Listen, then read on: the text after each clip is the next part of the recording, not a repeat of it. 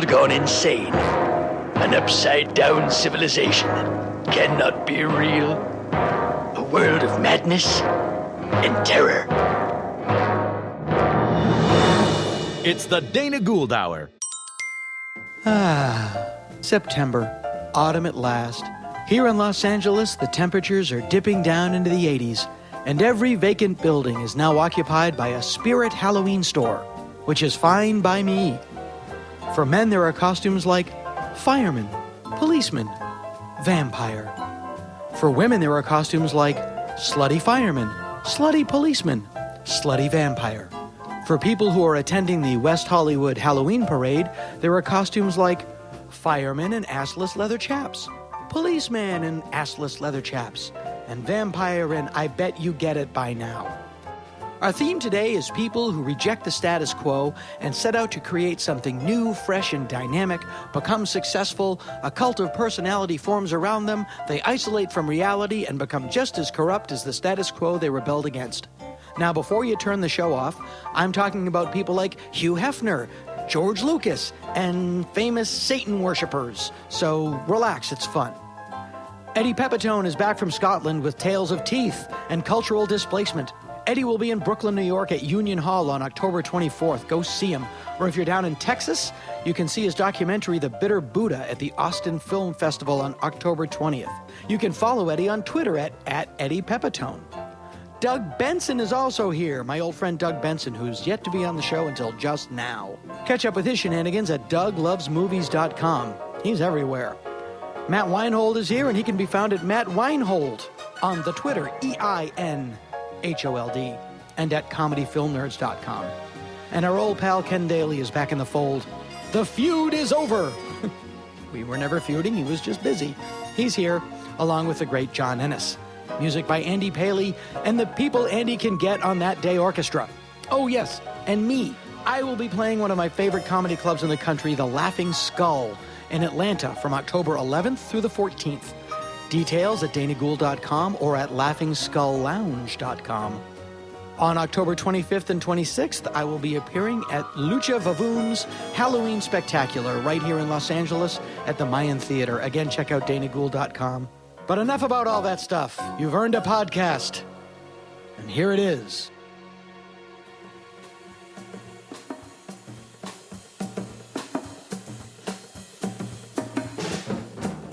When I lived in San Francisco, I lived in the Richmond district, in an area of San Francisco where the sun never shone. Why? It's just geographically located that there will be no sun. There was one day... The sun isn't cool. Yeah, so the that's sun's why. not cool. That's why. You're right. Just the angles of the buildings and stuff? Yeah. My apartment in San Francisco, which was famously in the hands of comedians for like 21 years. That's right. Yeah, it was a Unbelievable way that station. you lived within that karma. That's a lot of karma to absorb. Yeah, I started it, so I didn't have to go back and revisit it. Me and a You were the guy- first ghost to haunt it. Yes, me and a guy named Alex Reed, who now is a writer on the television show Up All Night. Oh. Not the aborted Alan Thicke talk show. That's a tag to almost every Anything. sentence in Hollywood now? Yeah. Like, I remember one day driving from Los Angeles to San Francisco, and it was just like 6.5 hours of cloudless blue sky, and then I rounded the corner to my neighborhood, and just a fog blanket. Like the Luminoids episode of The Outer Limits. Actually, the title of that is a feasibility study, and I happen to own it on 16 millimeter. Go.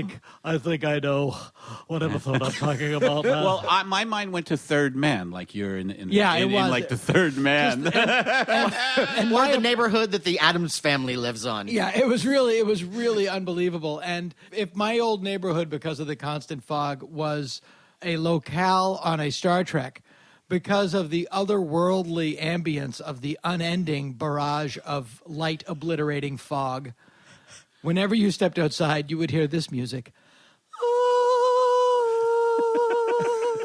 That is very bizarre. That was very very Planet bizarre. And that was very good, because you don't often hear people do that theme from Star Trek. Yes, the Spooky Planet Yeah. music. And then the other is the joke at the end of the episode theme. Womp, womp, womp, womp, womp, womp, womp, womp, womp, womp, ding. That one depresses me for some reason. Like that. It's like, because it wasn't that funny. That joke is never that funny to warrant that kind of... I beamed them onto the Klingon ship where there'll be no trouble at all. There's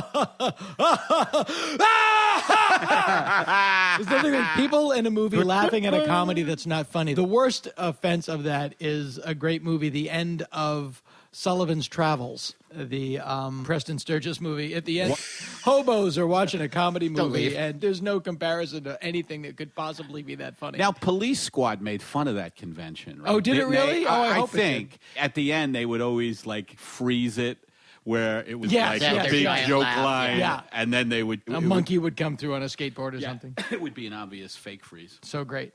But I was up in San Francisco, and in this neighborhood, and maybe this is why, when I lived there was this old, bald man that was always dressed in black clothes that you would see shambling around. And rumor had it, now I never saw this, but my roommate at the time said that he lived in a black Victorian.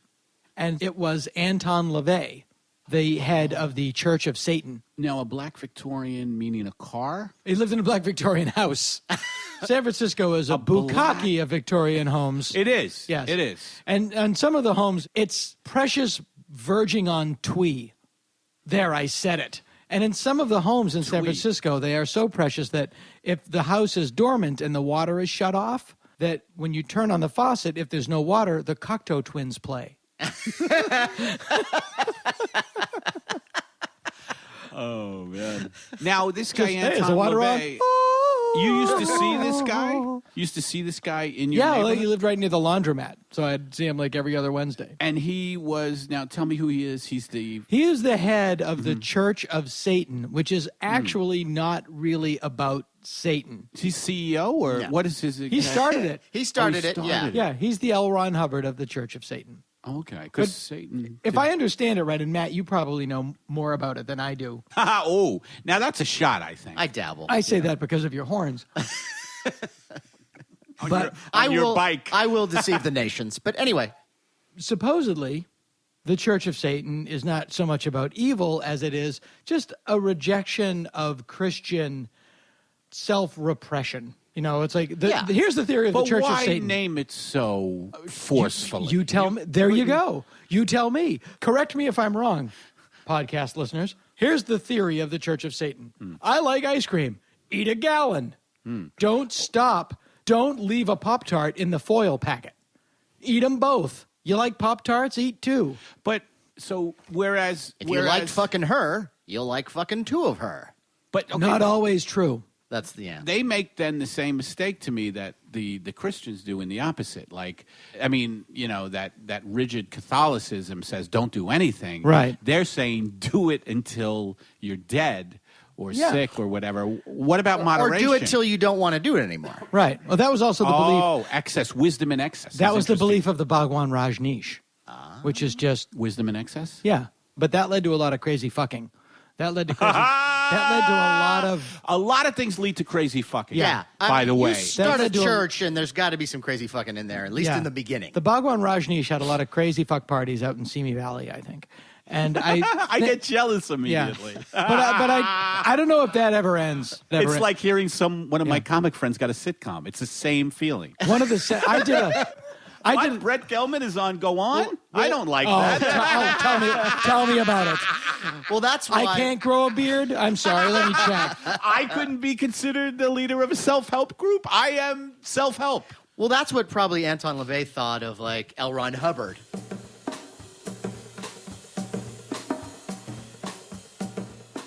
There's always people who have a passion for a craft or an art or what have you, and they become famous through that. And then there are people who want to be famous. And I'm always fascinated by the people who become the focus of a lot of other people's lives. Like, not only in show business, but we'll look at somebody like Letterman. Now, Everyday Letterman goes to the Ed Sullivan Theater, and there are 60 people who work there. And their sole goal is to keep Letterman happy. And how do you not become Colonel Kurtz if that's your reality every day? And I take it to different people like, we were talking about Anton LaVey. Here was a guy that rejected all of sort of Christian values and founded the Church of Satan. I guess that's what he called it. Then this total cult forms around him, and now you're the head of a church, and now it's a cult of personality. And even though you've rejected everything about Christianity, you've totally recreated it in perfect opposite. But that's the case with any religion, talking about how another religion's silly. It's all nonsense. It's all made up to whoever wants it. Yeah, it's impossible to remove the cult of personality from it. And I always find it interesting, like how people, even with very good intentions, once you get caught up in that world, how your reality just begins to pervert itself, But I think you prevent yourself from going Kurtz because then you'll lose everything. If you go totally nuts and drive everyone away. Cruise. Yeah. Yeah. That's a great example. Like L. Ron Hubbard was a science fiction writer who used to say quite famously in his poker games with Harlan Ellison and Forrest Ackerman, one day somebody's going to create a religion and make $1 billion. That's where the real money is in this country. Yeah, and then George Lucas did it. And then he redid it with shittier effects. And then he went Colonel Kurtz and we all hate him. Yeah. Right. But L. Ron Hubbard, was there a point where L. Ron Hubbard believed what he was writing? Or was it a complete sham from the get-go? But then over time, do you end up believing it? Years ago, I was on a sitcom called Working in 1998, I think, with the lovely and talented Fred Savage. And after the first season, they said they weren't going to bring my character back because they didn't think it was working, because it wasn't, because it was poorly written. And I wasn't smart enough at the time to fix it myself. I was just, don't make the showrunners angry. So I got fired. And I was replaced with, if you were thinking of, you like me, but you're not going to use me, who's like Dana, but not Dana? Obviously, Debbie Mazar. But I told, because I knew my parents wouldn't understand, it's like, well, it's not like I did a bad job. The character wasn't working, and they let me and 2 other characters go, and they're revamping the show. I didn't want to tell my parents that I got fired because I would feel shame. Fired from a show called Working. Ironically. Even worse. Exactly. If the show was, I wouldn't have gotten fired. So I told them that I left the show because I wasn't happy with what I was doing and that I was going to go do some other things.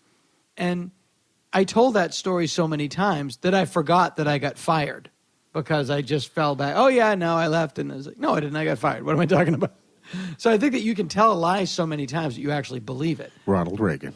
True. But also, yeah, that's the other thing, is your memory failed you to a degree. So it's not necessarily that you believed it, it's just that you don't really remember the thing that really happened. Yeah, no, you're just you're rewriting your own story in your head. And that's what I wonder about people like L. Ron Hubbard or Anton LaVey or any quote-unquote religious leader or political leader or even somebody like Hugh Hefner. It's like, do you have any idea what reality is like now? It's like, if you just wake up and go like, Munster cheese sandwich on raisin bread, 5 minutes later, bang. That's not a normal state of existence. Yeah. And I'll have each of my girlfriends work on each one of those ingredients. Yeah, exactly. Like that he consistently has multiple girlfriends and that the main thing they talk about whenever they talk about, well, what goes on at the mansion? Nothing. We just make popcorn and have movie night. Like, what an amazingly happy old man he must be to be in his pajamas all day, being waited on by everybody. Yep. A smart guy who actually influenced a lot of things in positive ways in society. But now he's just like, I got 5 girlfriends with big fake boobs, and we're going to all sit here and watch Lost in America. Right. They're not going to get it, but I'll still have myself a nice time. I walked past him once at some event, and he had on a sailor's cap. If I can't wear my pajamas, I'm going to dress like Thurston Howell. I have something else on that I'm wearing. Yeah, because some indication of leisure. Yeah, and it was. That's a good title. An indication of leisure. That's brilliant. An indication of leisure. The Ken Daly story. I was standing right next to Mick Jagger once, and the thing I always go to is, "You've had sex with more women than I have met." I go right to the sex. I don't think of their other accomplishments. I go right to, God damn it. That's a humorous exaggeration, because how many women do you think you've met in your lifetime if you had to ballpark it? Yeah, a lot. But if you think about Mick Jagger, I bet it's close. But Yeah, I don't know. That's icky. It's icky that he had so many sexes. There's your other title. The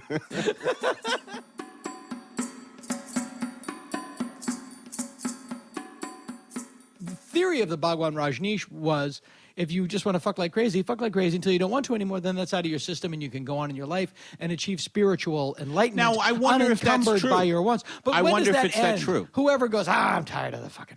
You never Porn ever stars? hear... You never Porn ever hear... stars, maybe? Well, that's their job. They're not doing it to get it out of their system. You know what I'm saying? That's a good point. No one ever says, we cut out of the orgy early. I had to get to True Value before they closed because I need a ladder. Well, but I think that depends on the orgy. It's like, there are some parties you don't stay to the end till. Right, because in your mind, Dana, I'm sure everybody at the orgy is cut and ripped and beautiful, and I happen to know a lot of orgies are full of people who look like donut mounds. A sea of creases. Yeah. Sea of creases. Is that a dumpster full of discarded butterball turkeys? No. Pepitone's starting a movement. These guys who start religions are amazing to me. Like, I can't commit to even saying I'm going to go to here and here during the day. Like, just two places, like Trader Joe's and that's a big right. I need a nap. These guys and the cult of personality, like when you are that person, when you are Anton LaVey or the Bhagwan Rajneesh or the Maharishi Mahesh Yogi, when you are at the center of the lives of 1,000 people whose daily mission is to make sure that you're in a good mood and you're pleased and they're hanging on your every word, how do you not go loopy? You become Billy Mummy in the Twilight Zone. Yeah, you do. Yeah. And maybe, they say that God allowed Jesus to be sacrificed to cleanse the world of its sins. What if he just realized this guy's going to become a douchebag if I don't pull him out of this now? Yeah, you don't want to know Jesus when he's 50. He's walking around Boy, Hefner like really... Jesus walking around like Mitzi Shore. Hefner has done this to the bitter end. Like, he's surrounded by twins now. I know. It's always amazing. Twins. It's amazing, right? And what is that dude? I mean, Bill Maher loves Hugh Hefner, so... Yeah. Yeah. But I'm sure he's a lovely guy. And, Bill does not hang out with dickheads. But I envision, just to be the twins, I see him coming at them, Viagra'd to the hilt. Yeah. And I'm sure to them it's no different than me seeing the old woman get out of the tub in The Shining. It's like, oh, God. Here comes Santa Claus. Here comes Santa Claus. And we have to fuck him now. That's what you don't want. It's just a series of veins and a cock on the end I don't of it. even mind blowing him. It's when we're done and he talks about how funny Don Adams is. I've got to listen to these endless conference calls with Sergio Aragonés's widow. I do get a little tiff that Hugh Hefner is considered by some to be some kind of intellectual or some kind of amazing liberated person. He come was. the fuck on. When this magazine started, I think that he was a great salesman of pop intellectualism, like playing the role of he did publish a lot of interesting people, and even if he accomplished no great intellectual feat, he marketed it. He marketed intellectualism in a way that today would be spat upon. The anti-intellectual streak in America has gotten so deep and so wide. The idea that a nudie magazine would have a serious interview in the middle of it. Yeah. Yeah, that time has come and gone. Yeah. No one read? Yeah. Yeah, and then it was, in a big article on the Denver Broncos, and then quadraphonic stereos. Yeah, a lot about quadraphonic stereos and OJ Dingo boots. But if I had my life to live over again and could live it like Hefner, I might try it. It's a lot of Pepsi. It's a lot of Pepsi, but, to just get up in the morning and head to the grotto, again, we're talking about, can there be too much fucking? That's what I want to do first thing in the morning is wallow in James Caan's semen. Yeah, really. Have you ever done the Playboy Mansion thing? I've been to the Playboy Mansion. Yeah. Is it as boring as I would think it would be? It's smaller than you think. There's a cool zoo, and there's like a private zoo that you walk, and there's no one there. Those are the twins. Like no, it's like there's like a peacock, and there's like stuff. No pun intended. And there's stuff, and then the grotto that's like getting hit by friendly fire from people you've seen in movies. I think I just stepped in Rosie Greer's jizz. My God. But it's kind of cool. It's like a Hollywood Walk of Fame of fluids. Yeah, it is. There's a lot of genetic material.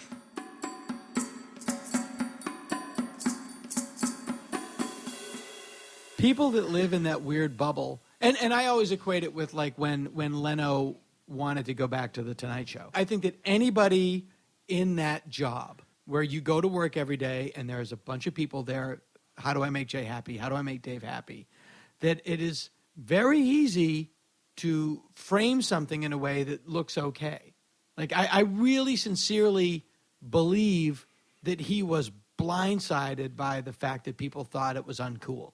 That to him it was like, that's not working for him, and I offered to go back, and that's it. Yeah, Jay, you're right.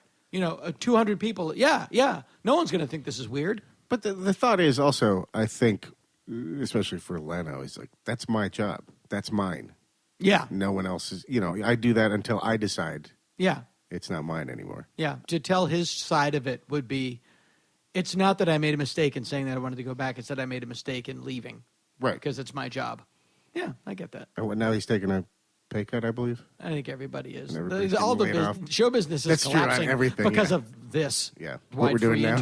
Well, not my show, certainly, but certainly the worldwide. As I said, the motto of our show is "No one's getting rich off this fucker." But the worldwide free interweb is annihilating show business as we know it. But I think it's becoming show business. Yeah, it is. And there's still money to be made. It's just changing it into something else, but it's something else that I love because. Can you imagine if Twitter existed when we started doing stand-up comedy or writing for anything? Mm-hmm. Because I bet you some people can get staff somewhere or something just based on how hilarious their tweets are. People are staffed based on that. Yeah. And shows are made based on Twitter shit my dad says happened because it was a good... Yeah, it's like, how can it be bad? It's based on a Twitter feed. Yeah. But no, I'm just saying that just in terms of anyone, anywhere, you don't have to, like, my whole growing up wanting to be in show business, I just thought the whole time, I have to get to Los Angeles to do this. And I won't be able to start till I get there. Didn't you grow up in, like, Van Nuys? San Diego. It wasn't that far. Close enough. You have to drive up the street. No, but that's where I was lucky. That's where I was lucky is that it was only a 2-hour move, and all my high school friends did the same move. So it was real easy for me to just migrate north 2 hours. Sure. And so it wasn't that big of a leap for me to attempt to get into show business. Right, I understand that. Yeah. Right. Whereas now there's people spread out all over the country that cannot afford to try to move to Los Angeles just to pursue a career. Right, I understand who they can get on their Twitter and their blogs and all, they can do things and try to get noticed. Yeah. No, don't have to be here. That did not exist. I had somebody call me and say, like, we were going to think this is a show. It's a blog about a woman that broke up with her boyfriend, but they're still friends and they're helping each other find new day. But it was a blog, and I was just like, really? Yeah, it just seems kind of like, as the British would say, naff. I think it was Mario Cuomo who said anybody smart enough to be the president is smart enough to know they don't want to be the president. It's true. It's like you got to have like Clinton is. I was in somebody. That's what I just said. Because you're thinking of Clinton. Exactly. I was talking to someone who was at a restaurant that Clinton was in. And he's he Elvis. Fucked a restaurant. He fucked an entire restaurant. And it wasn't even a good one. It was a sizzler. Yeah. I was went to Sizzler. Did you read this thing about him fucking women on Air Force One and they dubbed it Air Fuck One? Have you read that article? Where is that article? I forget what periodical had that, and he was so pissed off about that. I've heard tons of stories. They renamed it Air Fuck One, God love them. Better that than let's take away old people's health care. Yeah. And call it freedom. Okay, here's a pernicious thing. I was watching Grover Norquist Oh, yeah. Who doesn't think the greatest evil of all that you pay sign taxes. the petition. What is the greatest evil again? Yeah, that you pay taxes and somebody fills ever the state taxes. fills in a pothole.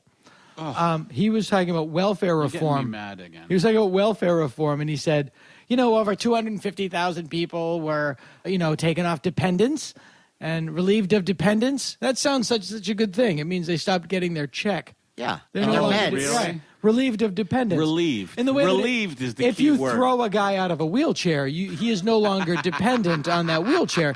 He's now free to crawl around and start a business. Yeah. I just don't know how these guys get any kind of legitimacy to begin with. I mean, it's so mean. It's so anti-life, speaking of the Church of Satan. They take it so far. Like Obama said in his speech, there is also a thing called citizenship. We all are here together. Well, By their definition, garbage day is a communist plot. The state tells you what day you can put your garbage on the street and what color can. It's greed. These guys don't want to give a fucking penny toward the fucking commonwealth or whatever. But they also know how to play the electorate. They know how to fill everybody with That's this the biggest false shame. dream. Well, That's the biggest shame. There's that. Man. There's two things. A lot of that is the electorate's fault, and people do this. People do this a lot. People never vote in their own economic interest. They rarely vote in their own economic interest. But Which is the most insane. they vote for people who are like them. Democrats We need are. these Black Hawk helicopters because I don't want health insurance, like they should say. But basically, the Republicans play into that, and it's like you don't need help from anybody. You're on your own, right?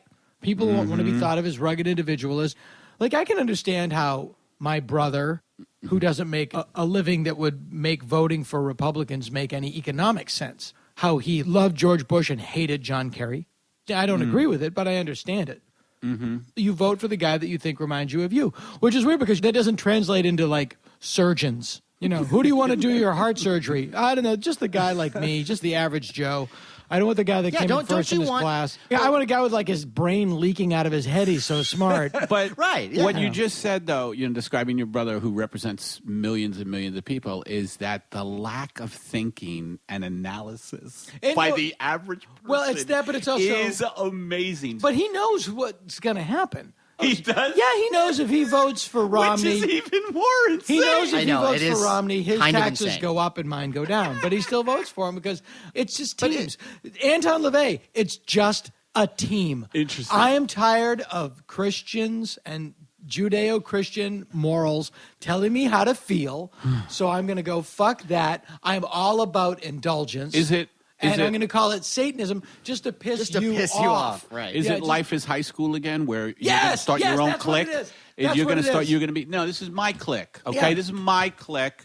Right. It's called Satanism. Okay. Yes, and it's what the Republican and Democratic conventions are. It's like if the two Super Bowl teams had their own special the week before the Super Bowl. It's going to be the Patriots for an hour and the Jets for an hour, or whoever the fuck plays, and they each have their own thing. Come on, Dana. At least I make an effort on the comic books. The Red Sox and whoever else they play in the Super Bowl.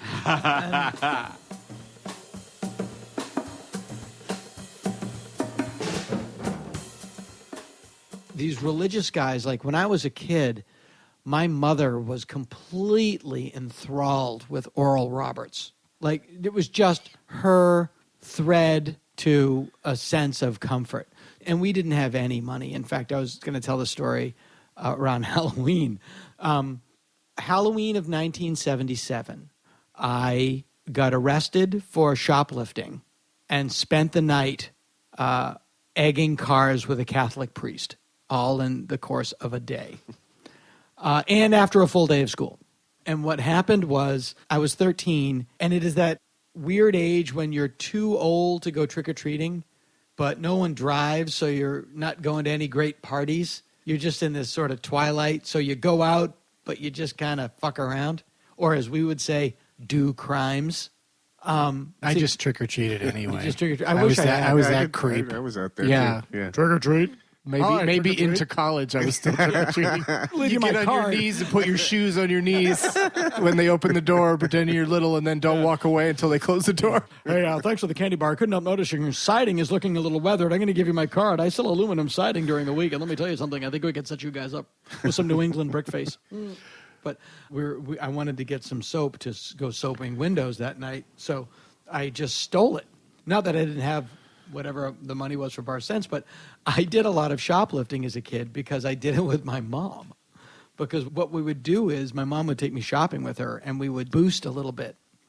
And then the money that we saved, my mother would send to Oral Roberts so he could build the City of Faith in Provo, Utah, or wherever the fuck it is. And it was just one of those things. And to me, I was 12, so it's not weird.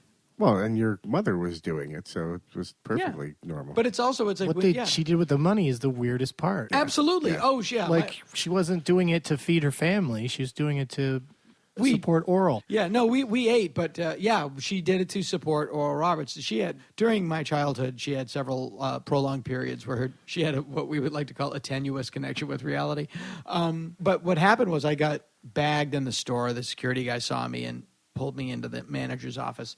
And my friends who were with me just bolted because we all went into the store together. And now when I think back, it was 3 o'clock in the afternoon, Halloween, 5 13-year-old kids coming to the grocery store. Absolutely. Talk about let's keep an eye on that. Raising the DEFCON. And so I was a small town. So instead of calling the cops, they just called my mother who came to the store and said, okay, I'll take care of it. Well, this is the store where you taught me how to shoplift, so we didn't even discuss it on the way home. She was just don't go there for a while. So then I went to meet my friends. I'll tell you another weird story like that. Also, when I was busted for drinking with my friends in the woods when I was 16, I didn't happen to be drinking at the time because I wasn't a big drinker, never was. And so when I told my mother that I wasn't really drinking, she said, don't tell your father. Just let him think you were drinking. The disappointment. Yeah, he would be happier to think you were out there drinking. So I go back to my friends, and I show up to go out trick-or-treating, and they're stunned. How are you outside? Yeah, you were just busted. It was like Lazarus. And we had all of our bags of soap and eggs and everything, and we were ready to go. And as we're leaving, a van pulls up alongside of us, and we hear this voice, where are you guys going? We were all altar boys at the Sacred Heart Church in Hopedale, Massachusetts. And our pastor, who was a really cool guy, he was very young at the time. He was in his early 30s. And drives around talking to kids in a van. No, he did. It was the CCD van. I mean, they had to have a passenger van. Yeah. No, I know. This story sounds creepy, and it's not. It's actually really... Where do you think he was going? He was going to find us because he knew what we were up to, and he didn't want us to get in trouble. How do you figure out what you were up to? Because we hung out with him. We kind of hung out with him. He was actually a really good guy. He was not in any way creepy. He was a complete straight shooter. And before we had a driver's license, on the weekends, we go to the movies with him, or we go get pizza with him. I mean, he actually befriended us, was a very moral influence, and a very sane, rational influence. I hate to say this about a Catholic priest, but he was a great guy. And basically, he knew we were going to go out in trouble, and he didn't want us to get, beaten up by egging the wrong car or get run over or whatever. So he just said, what are you doing? He's like, nothing. He goes, yeah, right. Get in. At least I'll know where you are. And we drove around town, and he's like, all right, you can egg cars, but it has to be your friends. And blah, blah, blah. And we found our other friends driving around, and we egged cars all night, and it was great. It was great. And it's just like one of those weird nights where you're not expecting that to happen. Right. And I remember... Sounds like an indie movie. It does sound like an indie movie. It's, y'all learned a little bit about each other that night. From your lips to God's ears. And the sex was fantastic. So I told him what had happened earlier. He dropped me off, and I was like, I guess maybe I should confess that I was stealing today. And, he was an Irish Roman Catholic priest, and I told him the story, and I told him all about my mother's, and he just went, oy vey.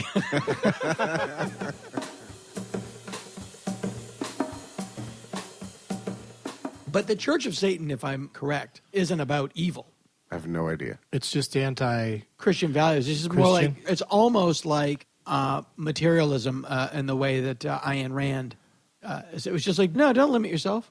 He did go to the trouble of having eyebrows and facial hair that sell the whole Satanist thing. Ming the Merciless. Very Ming. Right, very Ming. Changed his name from Howard Levy Church of Satan. It's all about occult rituals, but the whole thing was more just like a finger in the eye to Christianity. But and that was, the whole thing about human sacrifices that you used to hear about growing up, that like none of those ever happened. Yeah, exactly. Church of He Satan didn't really tag Marilyn never. Monroe in the Mayan Theater, which is a big rumor about him. Well. Yeah, no, that was But you wonder, like, at what point towards the end of his life did he really buy into his own crap? Like, that's the thing, especially about L. Ron Hubbard, too. It's like when you really read about what goes on in that organization, which is not to say it's any crazier than a lot of other religions. But when did he start to buy it? And that's a really... I don't know if he ever did. I know. I know. I don't know that much about him, but it's so ridiculous.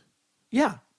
I don't know how anybody follows it, really, but it's just crazy. Yeah, because I know growing up Catholic, a lot of people who go to Catholic church don't believe everything that they say. Right. I don't really believe that when I die, I'm going to find myself in front of a gate with clouds on the ground. Why does it need a gate? People are trying to get in. It's like The Village from The Prisoner. You have to pick the parts that you like of everything, like political parties, or even like whenever I watch a movie and then I like it or don't like it, and then I'm having a conversation with somebody about it that disagrees, when they start saying all the reasons you shouldn't like it, usually they're all fairly rational, and you go, yeah, those are all reasons to not like it, but I chose to like it because of these things. I agree. And it's not enough it's which side do you land on? How much of it works for you? Yeah. Is what you have to cling to. Like, if a movie works for you from beginning to end, and then that's a movie you love, and then you get stuck defending it sometimes, and that conversation goes nowhere. Yeah. Sometimes I'm just like, okay, we both don't agree about it. Yeah, and like a movie or a religion or whatever. Yeah, and my favorite movie, which if you listen to anything I've ever done, is Planet of the Apes, the Tim Burton reimagining. What's this now? Yeah, the Tim Burton version. Yeah, Planet of the Yeah, it's not the greatest movie ever made, but it's the movie that I love more than any other movie. Yeah, and when Tim Burton tried to redo it, he did it from a cynical place, which was just like, well, if the makeup looked better, then this movie would be better. Or because who knows what he was thinking? Who knows what he was thinking? But I think that's what he was thinking is, I'll do it with the special effects that this great story and great movie deserve. But turns out the makeup was good enough. Yeah. Because the first movie, the original is compelling, before. is compelling, and the remake, nobody gave a shit really. Yeah. Like it didn't recruit anybody new to the idea of a Planet of the Apes movie. In fact, it hurt it. Yeah, it did. And then Tim Burton, ironically, then made my second favorite movie of all time, which is Ed Wood. So there's no I thought you were almost going to say Edward Scissorhands No. because you started with Ed. I was like, wait a minute. But yeah, Ed Wood is an amazing, it's amazing. amazing accident And because we all Tim know- Burton could never do something like that again because that movie isn't entirely about the art direction. And we know the guys that wrote that movie, Scott and Larry. Mm-hmm. And I think they're going to be on our Halloween podcast. Nice. And I was with Larry last week, Larry Karaszewski, the screenwriter, and he forever is like, well, after all, I wrote your second favorite movie. He's constantly like, well, that's pretty, I'm not going to lie to you. The second is good.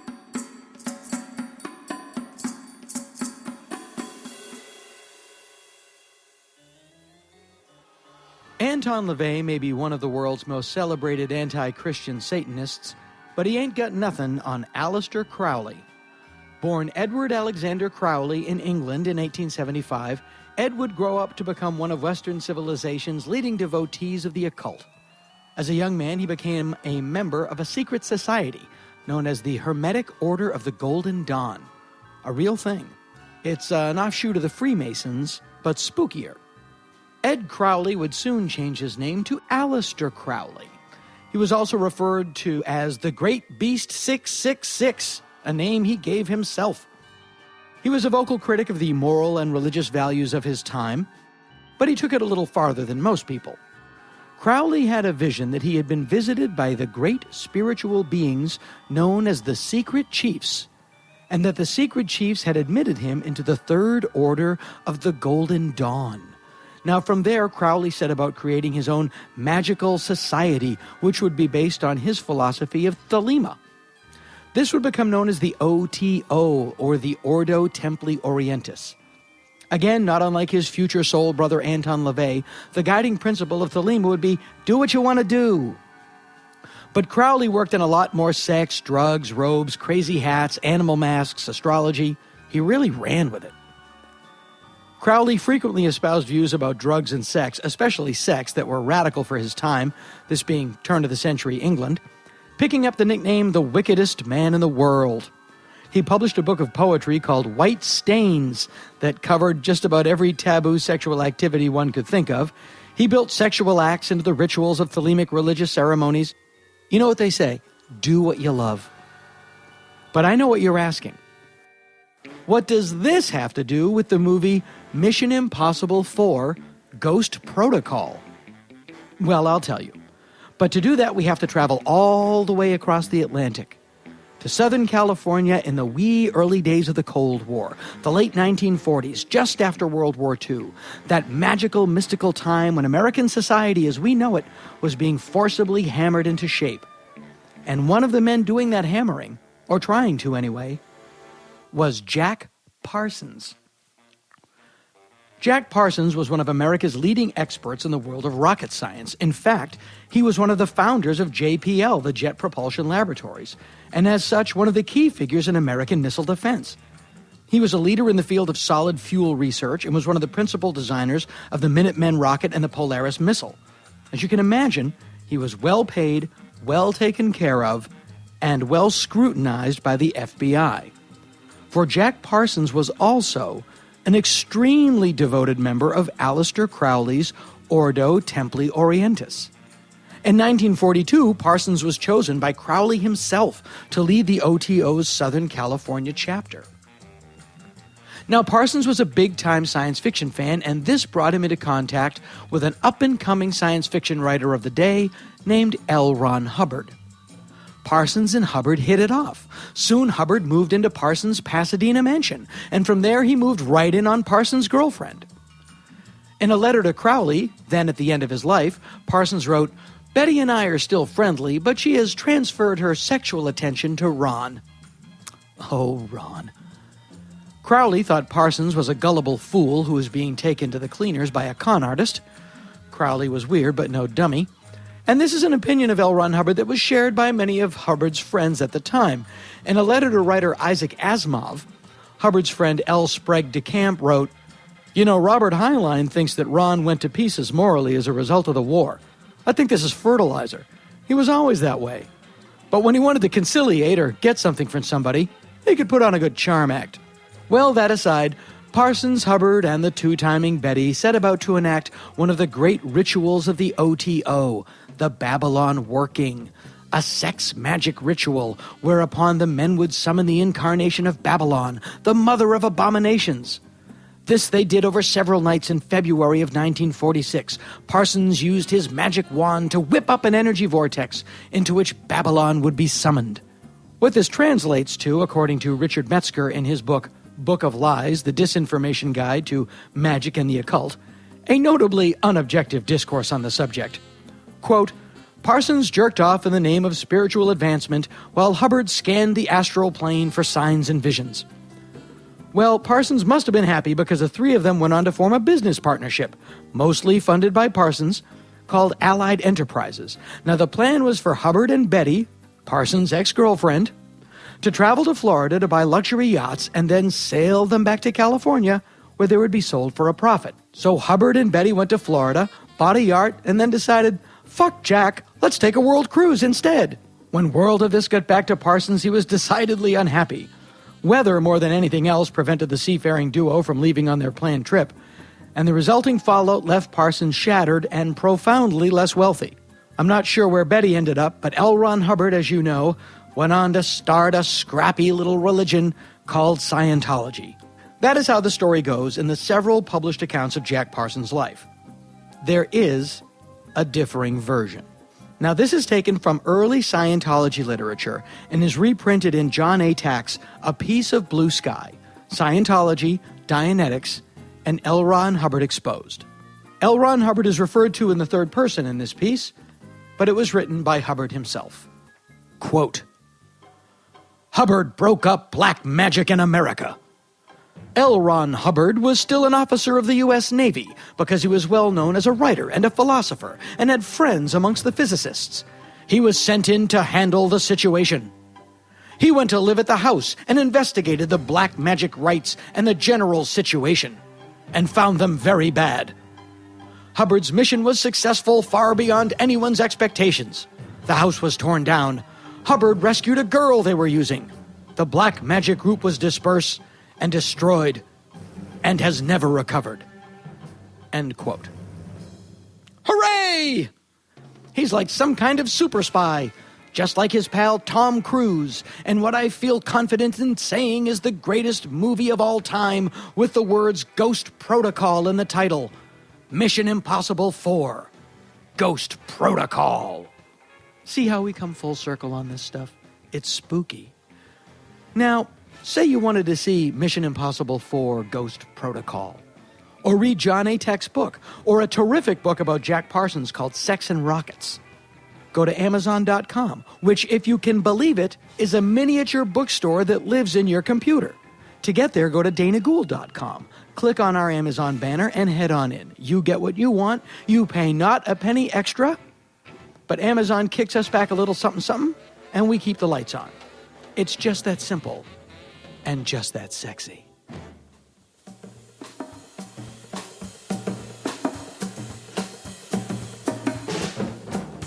Now, do you know Tom Cruise in your many travels? I've met him a couple times briefly, and the man is a full-time politician. Mm-hmm. Like How is it that he you is met campaigning?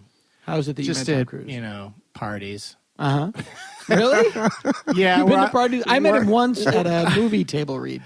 Yeah, that'd be another kind of place to meet. But I just, one time I went up to him and just started talking to him and saying, the kinds of things that when people say it to me, I'm insulted, but... Like what? Am I covered with robots or what? No, where you just sort of, I don't know, you just start babbling, so you go too far and probably throw in words that are, make it sort of a backhanded compliment or something. Such as? And I don't even remember what I said. I just remember saying to him... at a party after watching him rehearse a dance number with Jennifer Lopez at the MTV Movie Awards, I was just like blown away by just how professional he was and how good he was at dancing with Jennifer Lopez. Yeah. And I told him so, but you throw in enough where it starts to sound like, oh, you don't think I could do something like you know what I mean? Like a compliment you to be starts to become, like you're the last person I expected to be good at this thing or whatever, Yeah. And, but I'm sure I also said something else terrible because I was also ice probably trying to push. Well, right away, you're an SP. Yeah. Do you know what an SP is? Yes. Yeah, okay. Yeah. You're a suppressive person. Yeah. My Thetans are in a royal right now. Yeah. But constant smile on his face, nodding the whole time, like he's actually hearing what I'm saying, looking me in the eye, firm handshake. The guy wanted my vote. Guy wanted to your be vote. back to be a movie star again. Uh-huh. and he was the same way with the guy with religion. He was the same way with the guy with the squirty microphone. Right, but he did give it to that guy. It turned, but it took a second for him to realize, and then he made a choice, and it's like the kinds of mistakes Romney makes, where he made a choice to be the mask fell off, to be very stern with the guy in a way that you start to see that it did piss him off. Yeah, it did make him angry. He couldn't fake his way through. Right.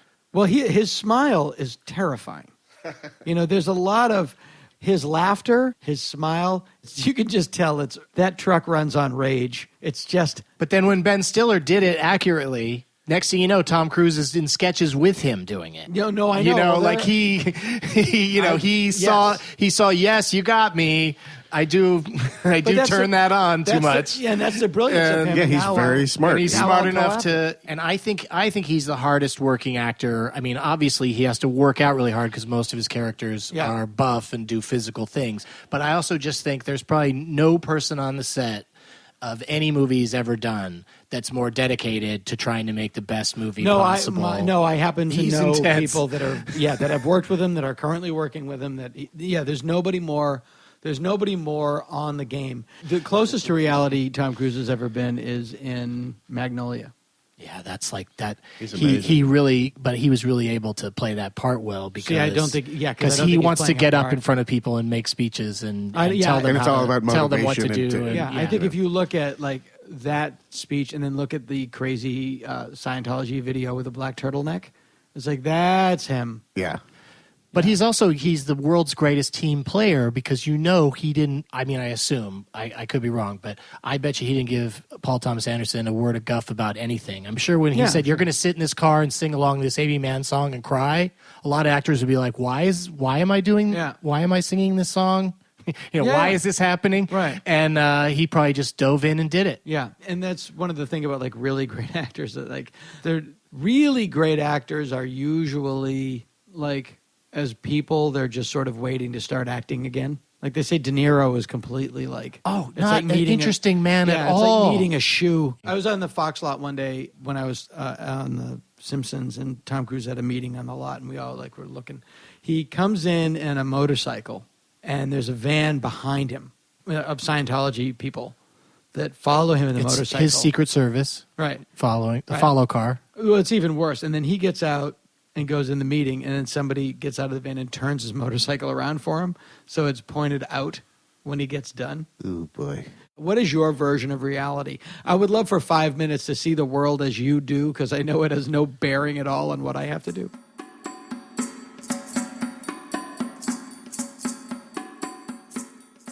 Do you think George Lucas believes he makes good movies anymore? That's a great question. Did you see Red Tails? Why? Because that was his latest movie. That was the movie he's been talking about for years, the low-budget, non-commercial movie that he wants to make instead of Star Wars. Well, he got the latter part. Fucking hell. Did you see it? No.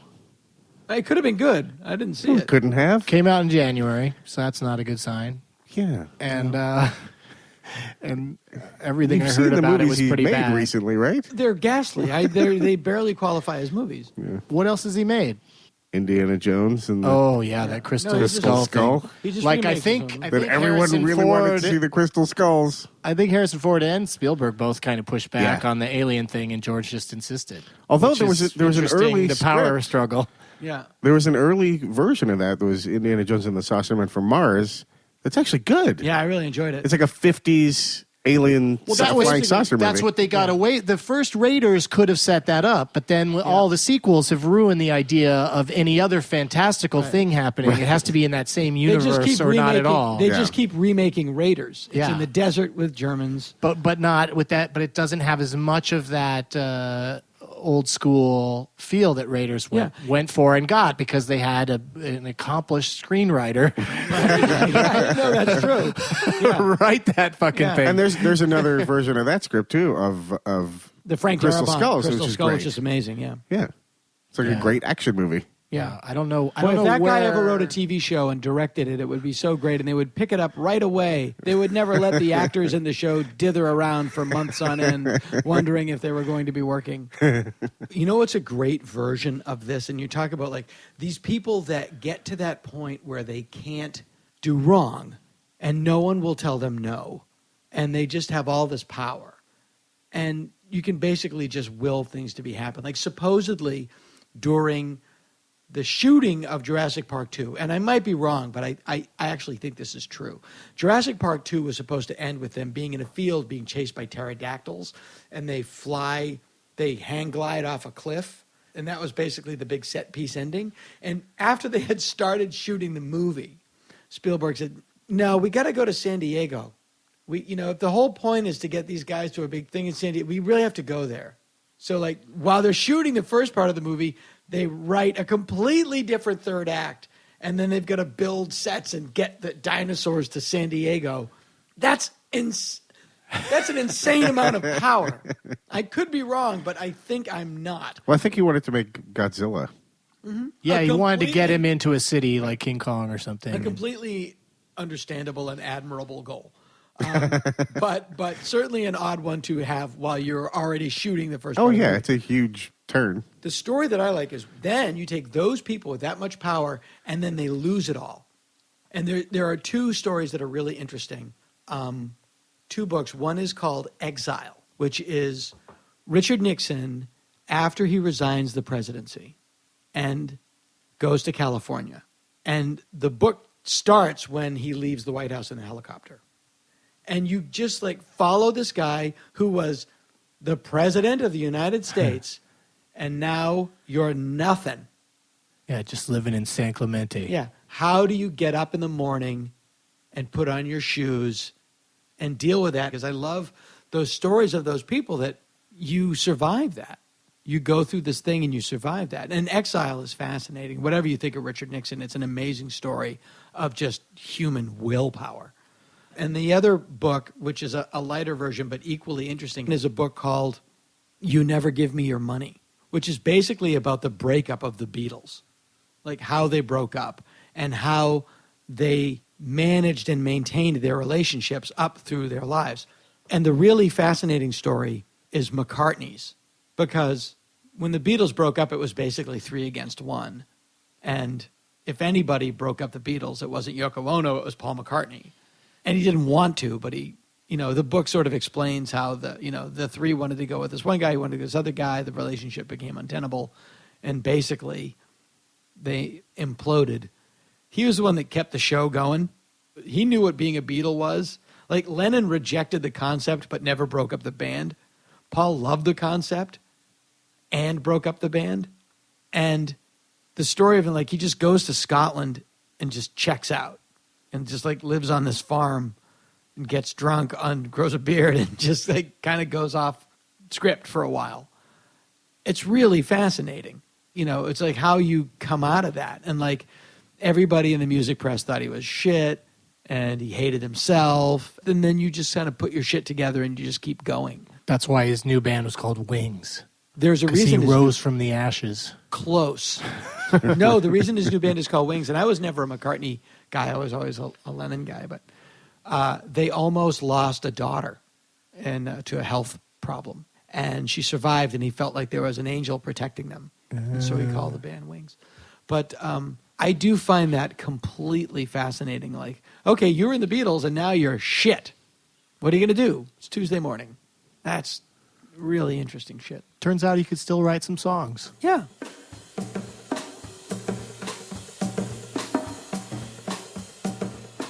How soon after 9/11 did you make a 9/11 joke? You don't have to tell me the joke. 3 days. Oh, me? I was doing it, and this is the way I deal with big tragedies. As soon as I found out about it. Yeah, me too. You too? Yeah. No, I'm being serious. I am and too. a couple of my friends were angry at me for that because I was in New York at the time. I'm from New York, and I was close to it. You're actually standing over people who are dying. No, I didn't do that, but it was so crazy that I just react by telling jokes. Yeah, no, I am the same way. With way. Tragedy, and it was just like, I'm going to tell a joke right now. I was in a tempting situation. I watched it with the writing staff of The Simpsons. Oh, man. So that now, was what really, was that like? Were people making jokes constantly? Not constantly, but we all made jokes. And it was at my house. Did you guys pitch it as a show? We pitched it. I didn't go into work that day, and then the show finally said you don't have to go into work at about 3:00.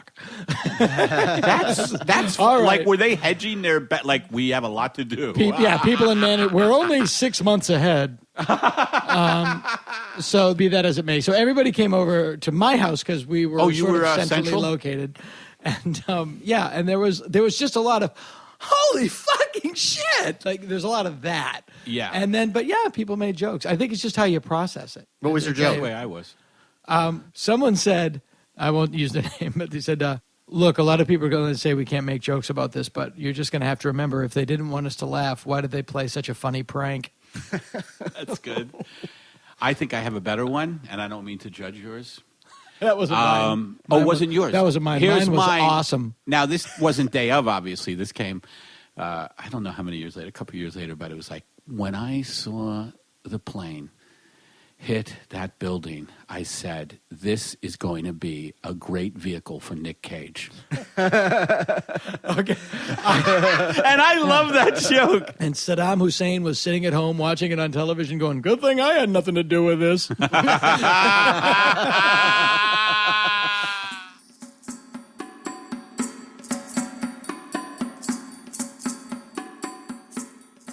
Ed, you spent your summer in Europe.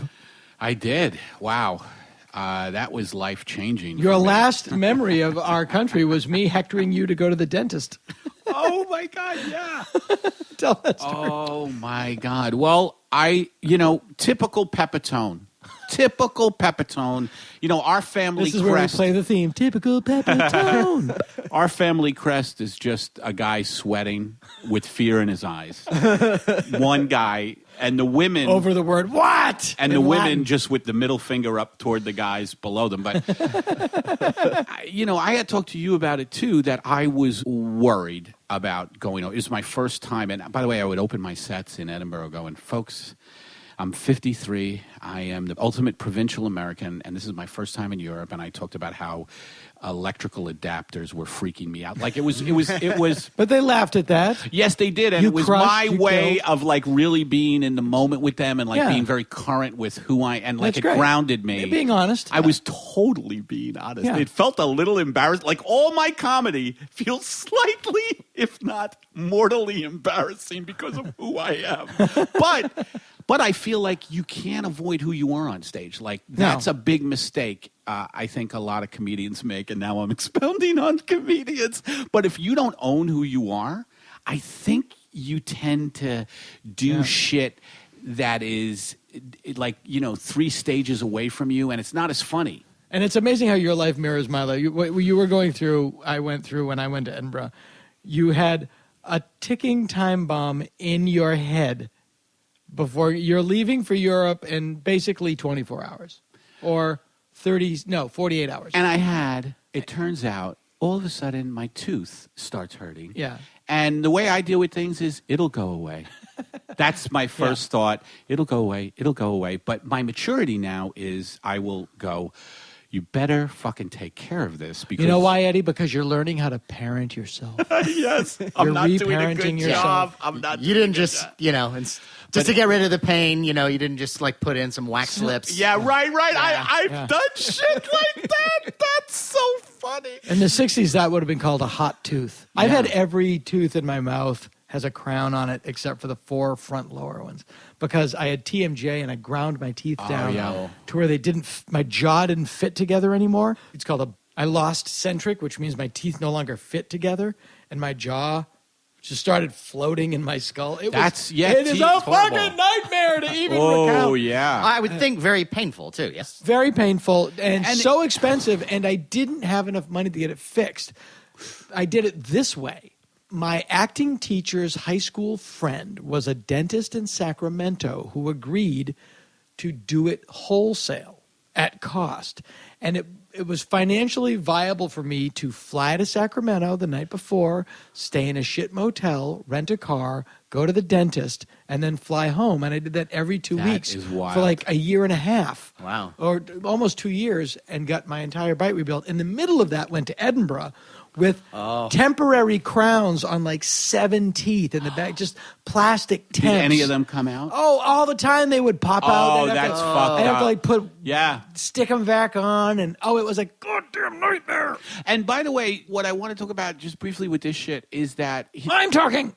No, and I'm sure you felt this too. Is that when stuff like that happens, when physical stuff like that happens, and you are already inclined to be a worrier and a person filled with anxiety, it just explodes into anxiety because you feel like the one thing that can be possibly stable occasionally is your body. Occasionally. Especially even your mind is head. always it's not even my body, it's my head.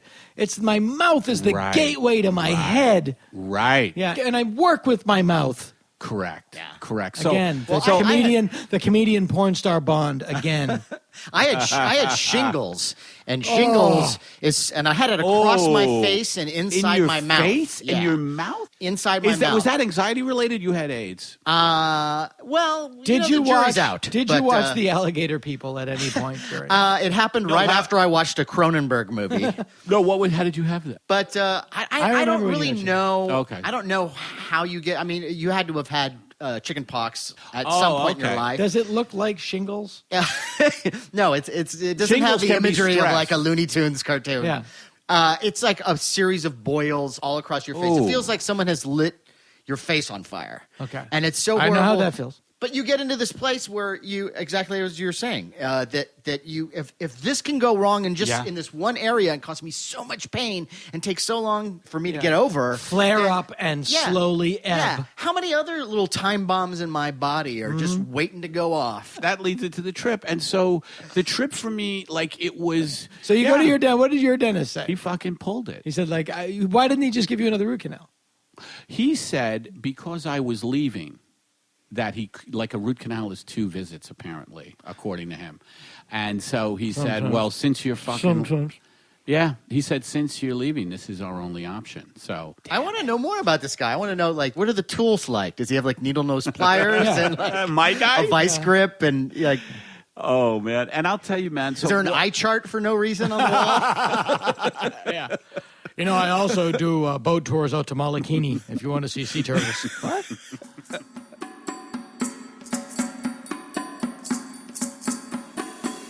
I had a lot of fucking angst.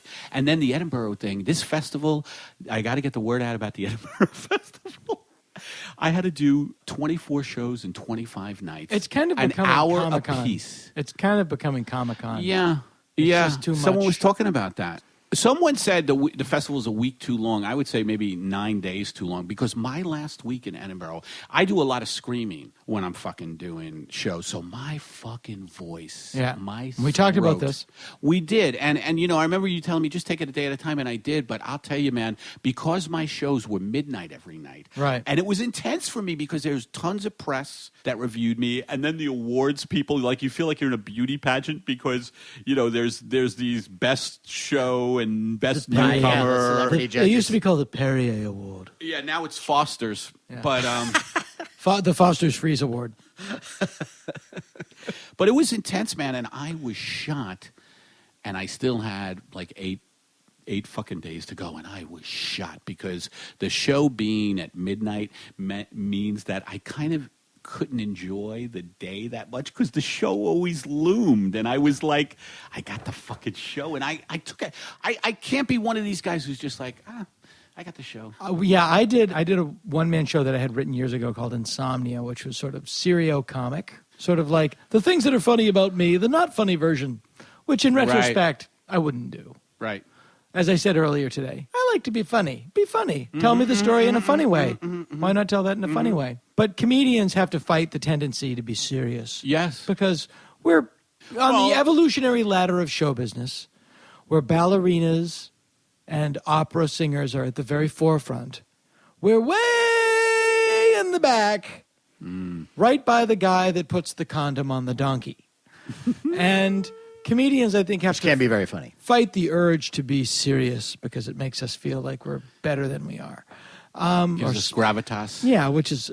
I definitely am. But there's also that because what we do is much harder. There's also that flip side to comedy, which is pain anyway, and so it's so I did the pain version. Fine line between very, tragedy very, and comedy. Right, there's a fine line. So I did this 90-minute show that was 90? a lot of the Wow. serio and not the comic.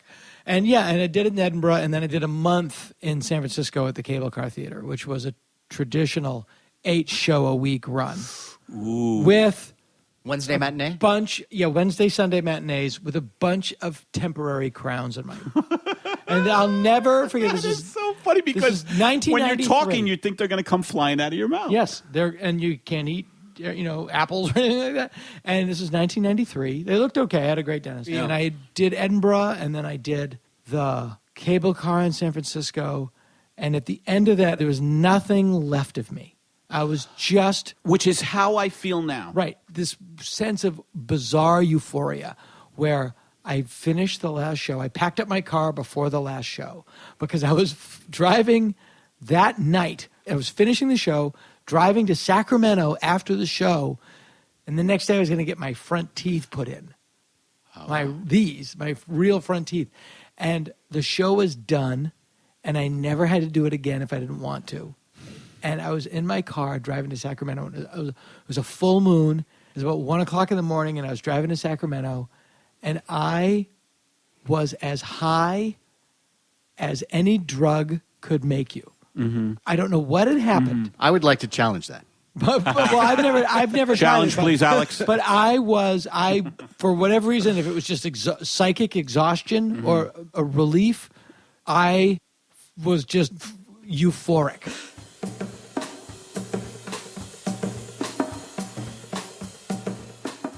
By the way, you want to read the best biography about show business, Moss Hart, Act 1, I think it's called. What an amazing book. And he worked himself so much sometimes that he would have to go to Palm Springs where they had nervous exhaustion. Like guys would go to recover from, like in the theater, just fucking working. You know, they would just work to shows. I guess this happens a lot to showbiz people because the nature of the business. You work 24/7. Yeah. With everything for a certain amount of time, and then you're done, and you're like, blah, blah, blah, blah, blah. Yeah, and you're like that. Now who am I? And it's like guys I feel like it's like guys at the end of football season tend not to go home the first day. They've got to kind of like mellow out for a while because they're so jacked out. Did you ever read the stories of Steven Spielberg when he made Jaws? No, because Jaws went, I think, like 4 months over schedule and 4 times over budget. I don't know if it's 4 months, but I don't know how film guys do that. It was shit. Well, Jaws was they did like everything you're not supposed to do, like shot on the sea. And it was just like, it was a production. Shark never worked. Yeah. And, shooting on the sea. Believe me, I know I worked with Anna Paquin last summer. It was supposed to have wrapped before the summer season started, and it wrapped sometime in early October, I think. Big stress? And no, it was literally like he flew home and then started having panic attacks. He did? Because he was just working so hard. And he was they were constantly maybe that's what I'm going through. He was constantly being shadowed too, and there was always this threat, like with The Godfather, like that he was going to get fired. Yeah, they're going to fire him. They're going to pull the plug of the movie, and he just kept working. And so then he would have nightmares that he was still shooting.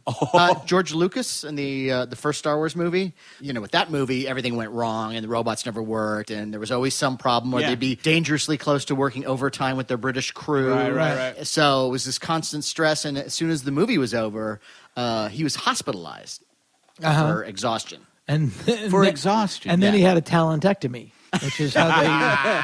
Well, he takes a lot of heat for not being very good since that first few movies. Yeah. But that's because he's not, and he should. Yeah. He only takes that heat for that reason, because that reason is true, and he deserves the heat he takes. Welcome to Political Talk with 2 guys from Boston. A working man's look at the socio-political issues of our day. And now, Political Talk with 2 guys from Boston. Welcome to Political Talk with 2 guys from Boston. I'm Johnny Condon. Robbie Sullivan here. We're tackling the issues of the week. Yeah. Whatever is extant. If there's not enough in a day, we'll look at the whole week. We'll find it. Oh, yeah. We're like, what do they call them people? Investigative performers. Spelunkers. Yeah. Spelunkers. Well, we are, though. We work for Bevilacqua Heating and Air Conditioning, I have to say, because they give us money. You're cool. Yeah, they give us money, as opposed to paying us a regular wage. What is a splunker? A spelunker is a great word. It sounds filthy, and it's just people exploring caves. Oh, is that all it is? Yeah. It sounds like a sexual activity that they would be prepped for and clean up after. Oh, that's weird. Did you ever hear about Johnny Cash going into a cave? No. Oh, yeah, this is weird. So he was sure that he had gone on the wrong path. God rest his soul. Yeah, and so he was leaving. What's the girl he was with? June Carter. June Carter Cash. So June Carter Cash is at home, and he says to himself, I've wronged her. I'm going to go and die in a cave. And he leaves her, and he says, I'm not bringing any food. I'm not going to bring a flashlight. I'm going to go get lost in a cave, and that way I'll die.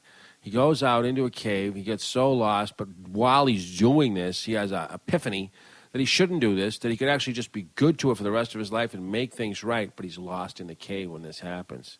And he can't get out. He doesn't know where he is. But who comes and finds him? Johnny Quest? No, June Carter Cash. In the cave? Yeah. She brought picnic lunch, fed him, They come out of there and they had a wonderful time the rest of the way. And now, they had a nice run. I'm assuming this is a walk-in cave, not he had to lower himself down into the cave. No, a walk-in, just like you'd picture in Land of the Lost. Really? Yeah, no slee stacks and nothing but. That can be in my mind. Yeah. I hear the slee stack coming. I hear the slee stacks coming. He should have done an all Land of the Lost album. Yeah, that'd have been good.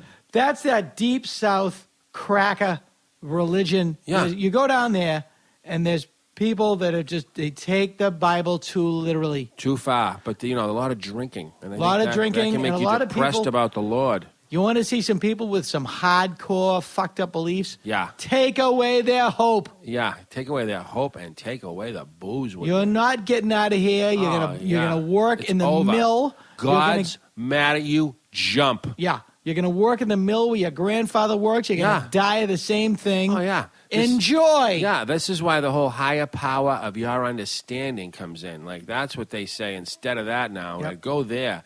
There you can find some relief in that. Then that's where you get people handling snakes. Yeah. That's where you get people walking around getting bit by snakes. What about those people with the big snake around their neck? Yeah. Weird. The religious people are just guys walking around. Before, didn't we? Oh, Jesus. Yeah, no, I saw a guy with a fucking snake going in to use the payphone once, and I almost walked into a goddamn snake. I nearly shit myself. I can't believe people would have that for a pet. Well, even a dog who growls at everyone is like... Well, it's a control issue. Yeah. Here it is. But how is that your best friend? Well, I'll tell you. A guy wants to get laid. He goes and he can't get laid in his own. He just doesn't have the moves, doesn't have any game. Right, no game. He gets a puppy. Yeah. And he goes out with a puppy, and women meet him, and he loves the puppy, and the women, and if you can avoid throwing up on yourself, you'll at least fuck a fat girl. Yeah. Right? Hey, there's nothing wrong with that. Sure. Or I'm afraid that women are going to turn me down. I know. I'll make sure they turn me down, so I control the situation. I won't even love the fucking dog. snake. If your religion requires you to pick up snakes, get a different religion. Growing up, I was an altar boy. Uh-huh. My mother went to church every day before school. Every fucking day. Every day. Jesus. And I learned later, it's probably something that happened at night. Later, the next day, I gotta go. People who go to church during the day had something terrible happen at night. At least something happened. I don't know how terrible it was. It now, you were an altar boy. Yeah, so I was an altar boy. Roman Catholic Church? Yeah, Irish Catholic. Right. But yeah, Roman Catholic. Yeah. Boston Archdiocese. Roman candles in every hand. No. Anything ever happened to you? Yeah, but I wasn't that attractive, so nothing bad. See, nothing happened to me. Yeah, that's nice. You know what I took away from that? What's that? Always a bridesmaid, never the bride. Well, I had Father Turner, who was very nice. My mother, anytime there was any real problem, my mother would bring me down and say, "This is what happened, Father Turner. What do we do?" That's what Tina called Ike. Go ahead. Well, I was in a soccer tournament that lasted a month. Our team was doing real well. I was the goalie. I was just literally, our team was so good. I just had to figure out ways to stay awake. It was very early in the morning. The whole game would happen down the other end, and then we'd switch ends, and now the whole game would happen down the other end. I barely had any shots taken. I understand it. And I was the heavy-set kid. Sure. At that time. I have bought more than one pair of husky tough skins. I used to think my size was irregular. But basically what would happen was the priest... I'll see my feet in a photo, thank you. Yeah. He fired me from being an altar boy, and I'll tell you why. The soccer tournament had gone a month. I'd missed 4 Sundays in a row at the 7 a.m. service or whatever it was. Oh, yeah. And so That's a good one. He said, I need your mother to drop you off now on Tuesday, and we need to talk about this. And I thought, they're going to give me a later service so that I can go to the soccer game and come in. But he says, no, we're going down by the river. And he brings me in his brown Lincoln down to the river, and he smokes, I swear, 7 cigarettes while he's telling me why it's not going to work anymore and I can't be his altar boy. And at the end of every cigarette, he throws it in the river, and I watch it go away. And with that, as it went away, so did my faith in the church. Sure. I was just like, this tin god of this man who was very nice to me, and I liked the way he sang in church and all that. I couldn't believe he was throwing cigarettes in the river. We had a chain-smoking priest. Yeah, I already knew that was wrong. Father Riga. Yeah, but do you throw it in the river? I don't see you doing that. That's not smart. There's a pickup line that does it really well. I'm not going to jerk myself off. Oh, wait, I am. Good thing I brought this snake. Yeah. My mother once said there was a story of a guy who had a sex change. Yeah. The first big one. Yeah. It was a tennis player. Yeah, absolutely. I can't remember the name. I'll remember the name. Jeannie, something. Jean. If only there was a Mean small... Gene, the tennis machine. I'm pretty sure that was it. Mean Gene Simmons. Yeah. If only there was a small handheld device that could easily connect with some sort of global web of information, but I don't have access to it. Anyway, my mother complains that when the story comes on, that poor soul.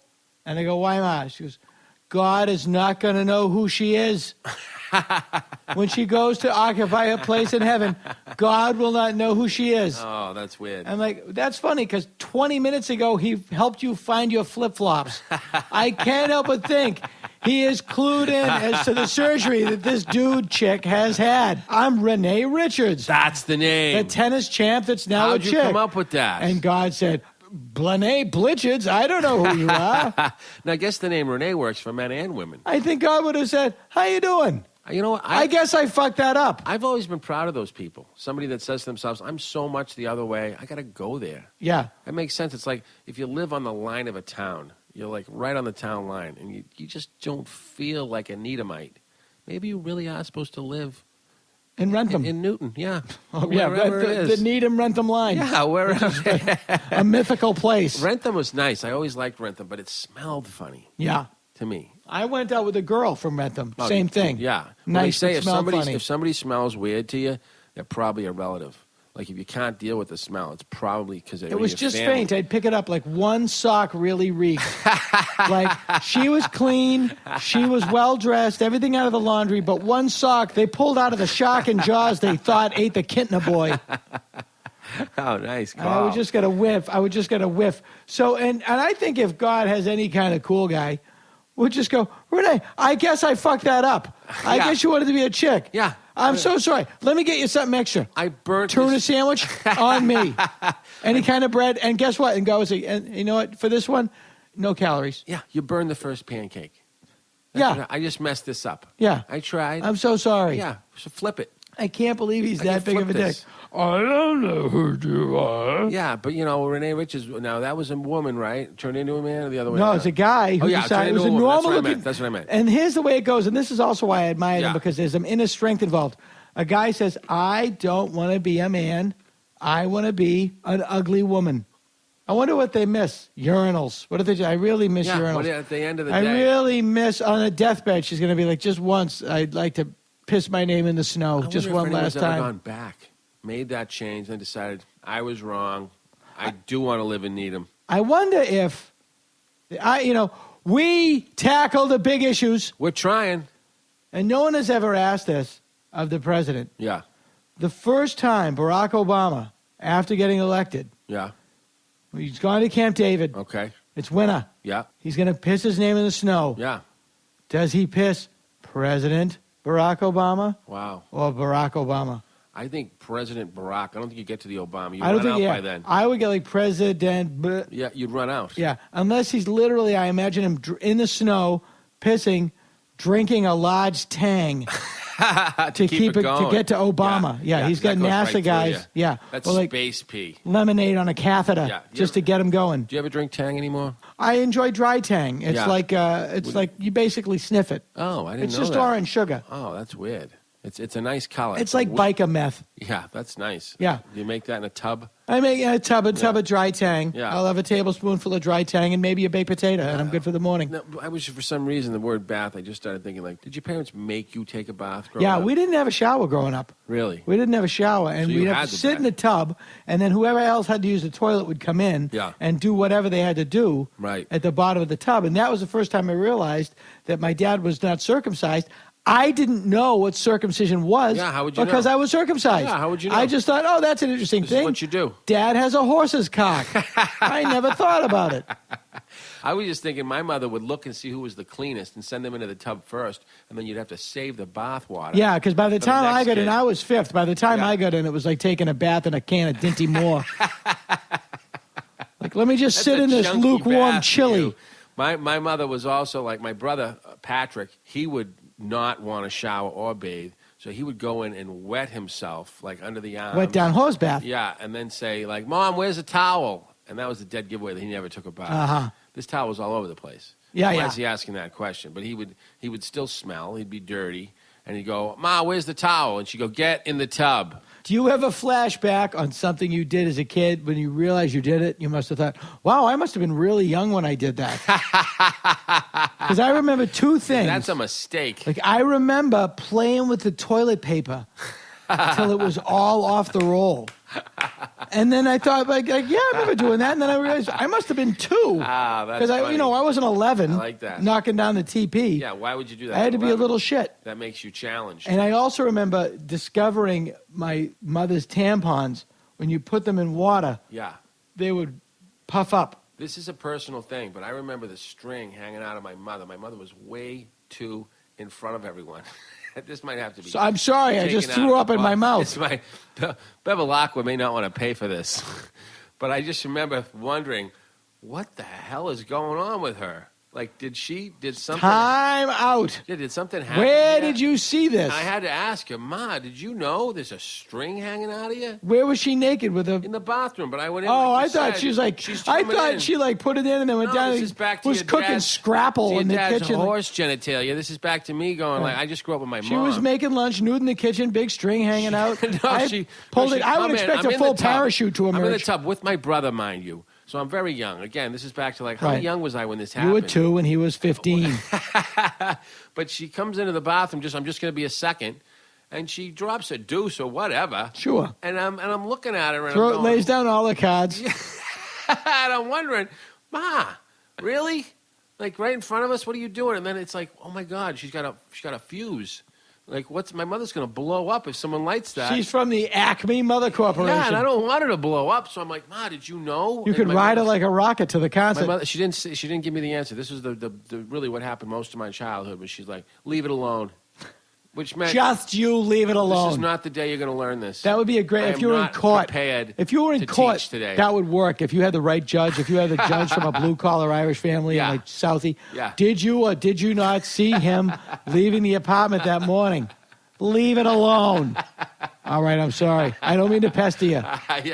Yeah, that gets you out of anything. No matter what. That gets you out of anything. You know what I say a lot? No matter what one of my family people says to me, like I go over there and I'm eating, and I'm very happy to be eating there. Sure. But I can't take on a lot of their arguments, a lot of the fights that go on from whether it's because they lick it up or whatever it is. And a lot of times I just go, lay off. Lay off. No matter what they say. I don't my dad would go, necessarily. My dad would say, go easy. Because my mother will do this thing. My mother only is a bad news communication device now. Like it could be, the Mars rover landed on Mars. It's a giant step for Hugh. We're getting these beautiful photos of Mars. My mother calls up and I naturally think, well, Mom must be bragging on the Mars rover. You live in the country that made the Mars rover. She must be so proud. Hey, Ma, what's going on? Sandy's daughter, her cat had another miscarriage. Oh, thank you for calling, Ma. I'm eating some chicken. My friend Kippa, that was his name growing up and still is. Same name as the most useless fish in existence. He's a Kip. His name is Kip. He's a wonderful kid. I love him. But he would always have a bad news story for you. He'd be storing it up, and he'd want to see the way it landed on your face. So the same thing, we'd say to him, oh, you know what? Sox won last night, double off the wall, end of the game. Who comes up but Dewey, wins the whole thing. And Kip would look at you and he'd go, did you know how they kill cows is with a nail gun? What? Like, how does that... Kip's got problems. How does that come out of there? Kip? How do you connect that story to that story? Well, he's saving up. He wants to see your face, not be so happy. I'm going to tell you a little something about Kip. And to tell you this, I am going to quote an Elvis Costello song. Oh, yeah. I paraphrase it because I'm going to use his name. I love that guy. He sleeps with his fists clenched tight when he doesn't lie awake all night. That's Kip. Oh, I like that. What song is that from? That is from the Imperial Bedroom LP. Oh, I love that one. And that is, I believe, Tears Before Bedtime. Oh, yeah. That's a great song. That is from Tears Before Bedtime, my friend. Did you ever hear the Broad Imperial Bedroom. I did. I saw it. I go all the time. You know why I love Elvis Costello? Why is that? I go every time. I do, too. Because he looks just like Binghamton from McHale's Navy. And I love that show so much. His music is great, but I'd so miss watching McHale's Navy. I would come home from school. I remember this so fondly. You come in on a hot summer's day. Yeah.